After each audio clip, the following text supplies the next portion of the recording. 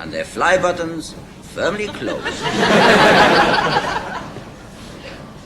In a land where many of the constituencies have no constituents, the Greenlanders have evolved their own electoral system. Instead of the voters going to the polls go to the voters. When elections are due, the returning officer sets off on his 4-year trek around the island to collect the votes. Already in front of him, the 2 party leaders who will try to get to the electors first. Whenever the returning officer encounters a voter, he is obliged by law to construct a polling booth. This is 16th per day.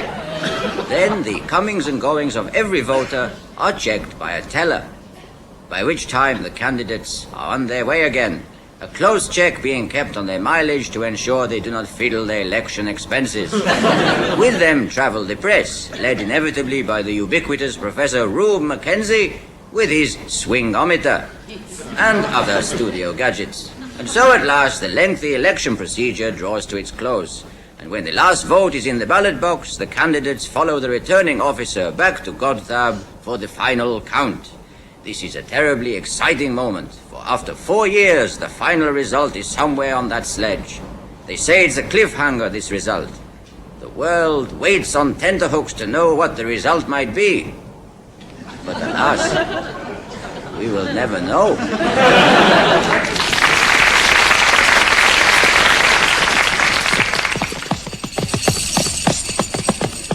All right, Your Majesty, you're surrounded. Now come out with your head under your arm. My Lord Mayor! My Lady Mayoress? My lords, ladies, gentlemen, and members of the press. There comes a time when we must all stand up and be counted.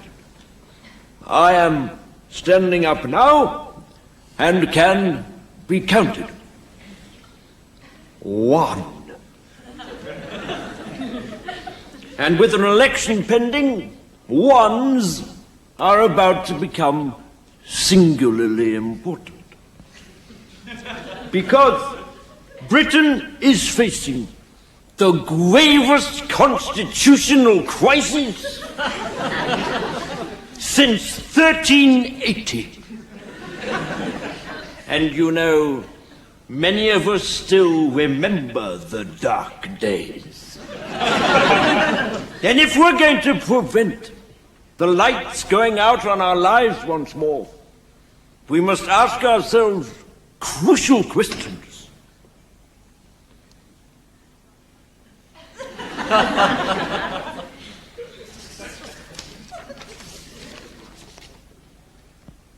Where are we? How did we get here? Why did we come? Where do we want to go? How do we want to get to where we want to go? How far do we have to go before we get to where we want to be? How would we know where we were when we got there? Have we got a map? But surely you can see my point. Because what I'm talking about is life. Because life is one of those things, isn't it, that most of us find it very difficult to avoid. In the words of David Dimbleby, life is uncertain. My life certainly has a certain uncertainty about it. And I'm certain that yours does too. And with your uncertainty and my uncertainty, there's certainly a certain degree of uncertainty about. Of that we can be quite sure. So as a party, we must not be frightened. And we must be prepared for this fight. It is easier for a witch man to pass through the eye of a needle than it is for a camel to...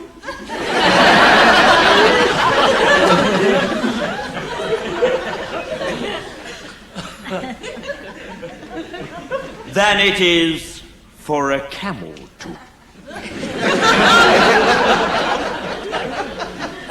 Because we don't want to end up, do we?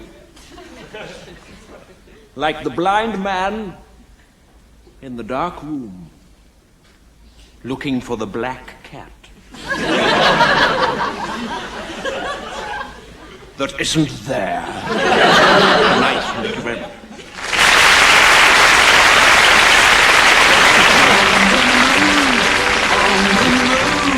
We're on the move again, looking good, feeling fine, in the groove again.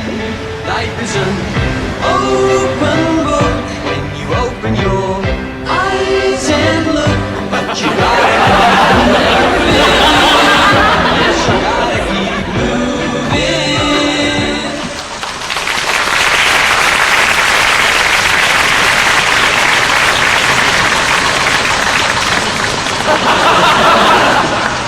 Tall chap with long hair. That's right. Robert Powell. Not quite Robert Powell. Robert Powell-ish.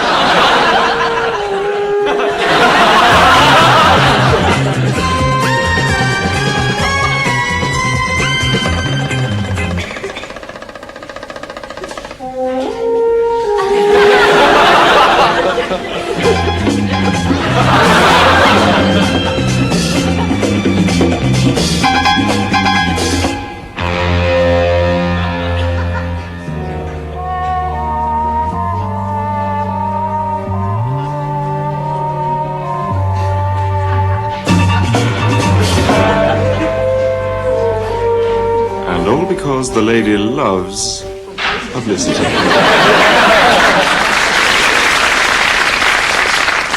What happens when a screw does bird? 5 years ago, this man was a screw who hated cons. After an incident at Strangeways in 1974, he himself was sent to prison for beating a con up. Now he is a con himself and hates ex-screws. So he's beating himself up. But as an ex-screwer, he still hates cons. So that while he's beating himself up, he's also smashing himself to pulp in retaliation. You dirty swine! You pig! You cat! You still mother! Excuse me. Yeah? I wonder if you could tell me, how did you adapt to life as a prisoner? Oh, it wasn't easy, pal. It wasn't easy, I'm telling you. Well, when they used to lock me up in my room at night, well, for the first few months, I thought I was on the outside. When did you first realize that you were a prisoner? What? Oh, well, I think it was visiting days, when my wife came to visit me every fortnight. Then I realised I was a visitor. I mean, a prisoner. That must have been a terrible strain. Yeah. Tell me, do you not regret the way that you betrayed your trust as a prison officer? Listen, mate. The policeman that nicked me was bent and is now doing 5 years in Durham. The doctor on whose evidence I was sent down has been struck off and is now doing 4 years at the Ville. And the judge who sent me down is doing 2 years for drunken driving in Durham. That's appalling. Isn't it? Why don't you complain to your MP? Good idea. Hey, Stonehouse, what do you think?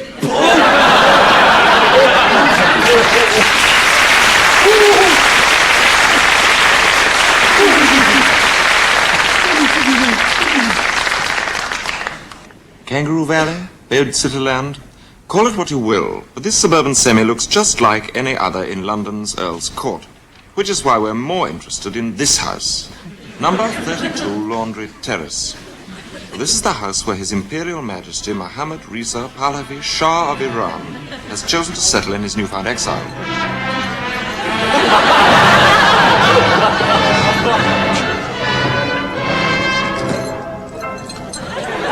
Private execution